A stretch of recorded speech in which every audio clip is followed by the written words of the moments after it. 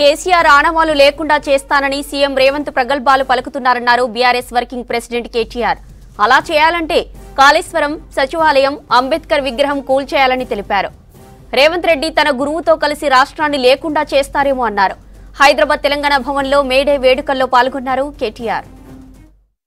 ముఖ్యమంత్రి రేవంత్ రెడ్డి అంటున్నాడు ఈ మధ్యన కేసీఆర్ గారి ఆనవాళ్లే లేకుండా చేస్తా అంటున్నాడు. కానీ వాస్తవం ఏంటంటే ఇవాళ కేసీఆర్ గారి ఆనవాళ్లు చెరిపేయాలంటే రేవంత్ రెడ్డి వల్ల కాదు కదా, ఆయన జేజమ్మ వల్ల కూడా కాదు అనే మాట నేను గుర్తు చేస్తాను. ప్రపంచంలోనే అతి పెద్దదైన లిఫ్ట్ ఇరిగేషన్ ప్రాజెక్టు కాళేశ్వరం.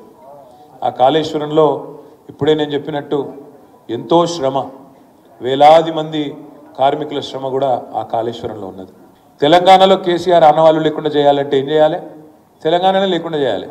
ఒకడు అంటాడు బీజేపీ లీడరు, ఎందుకు వేయాలన్నా మోడీకి ఓటు అంటే, నువ్వు బతుకున్నావు మోడీ చేయబట్టే కాబట్టి నీకు ఓటే అన్నాడు.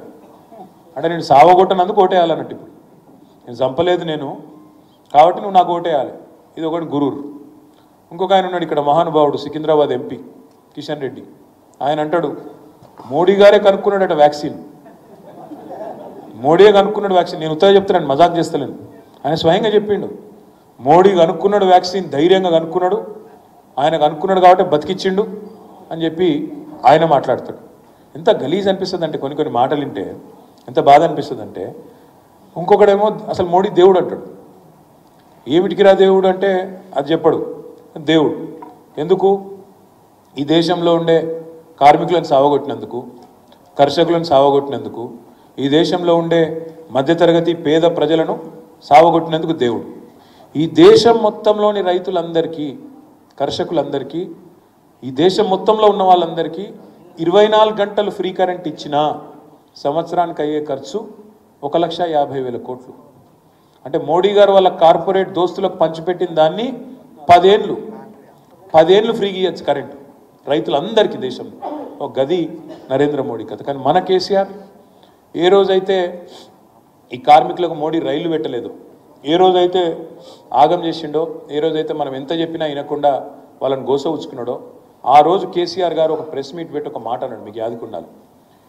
వీళ్ళని వలస కార్మికులు ఉండడం తప్పు, మైగ్రెంట్ వర్కర్స్ అంటున్నారు ఇంగ్లీష్లో. వీళ్ళు మైగ్రెంట్ వర్కర్స్ కాదు, they are partners in the development of my state అన్నాడు. వీళ్ళు నా రాష్ట్ర అభివృద్ధిలో, నా రాష్ట్ర పురోగతిలో భాగస్వాములు, వీళ్ళు మైగ్రెంట్ వర్కర్స్ కాదు అని చెప్పి వాళ్ళ కోసం 180 రైళ్లు పెట్టి ప్రభుత్వమే, తెలంగాణ ప్రభుత్వమే ఒక్కొక్కరి జేబులో 500 రూపాయలు పెట్టి ఫ్రీగా భోజనం పెట్టి, మన చీఫ్ సెక్రటరీ డీజీపీని రైల్వే స్టేషన్లకు పంపి ఆ రోజు వాళ్ళని సంస్కారవంతంగా ఇంటికి పంపించిన ఒకే ఒక్క ముఖ్యమంత్రి భారతదేశంలో కేసీఆర్. కేసీఆర్ కార్మిక పక్షపాతి అని నోటి మాటగా చెప్పి దులుపుకుండు కాదు.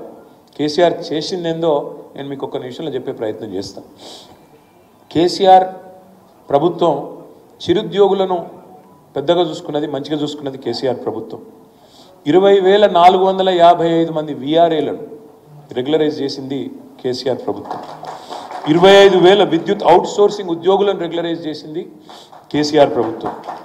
5,000 మంది పిఏసిఎస్ అంటే ప్రైమరీ అగ్రికల్చర్ కోఆపరేటివ్ సొసైటీ ఉద్యోగులకు హెచ్ఆర్ పాలసీని అమలు చేసింది కేసీఆర్ ప్రభుత్వం.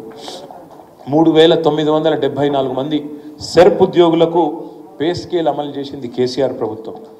ఆర్టీసీ ఉద్యోగులను ప్రభుత్వంలో విలీనం చేసింది కేసీఆర్ ప్రభుత్వం. మినీ అంగన్వాడీలను మెయిన్ అంగన్వాడీ టీచర్లుగా నియమించింది కేసీఆర్ ప్రభుత్వం. కాంట్రాక్ట్ అవుట్ సోర్సింగ్ ఉద్యోగులకు ఎన్నడూ కూడా గతంలో పిఆర్సీ వర్తింపజేయకపోతుంది.